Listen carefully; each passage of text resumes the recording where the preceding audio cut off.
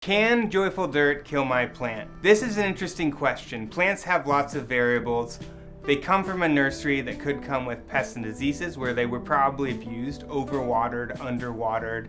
They were up for sale. The guy that was watering them and taking care of that plant didn't care about that individual plant like you care about your individual plant. The other thing is that plants need to be able to breathe. If your pot doesn't drain, this is the biggest killer of houseplants ever.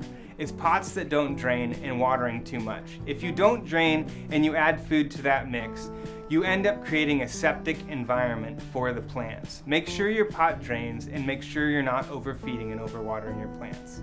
If you want a healthy plant, use terracotta pots. We've used them for thousands of years as humans. I know there's cool pots out there that are plastic or highly glazed ceramics from your favorite local producer. Those people are ceramic producers, not plant growers. Please, just use terracotta pots. The one advice I have on plants is they're living things. Remember that. The soil they live in is also a living thing. Joyful dirt is specifically formulated to feed the soil, not the plant. Think about everything. This pot right here is an ecosystem.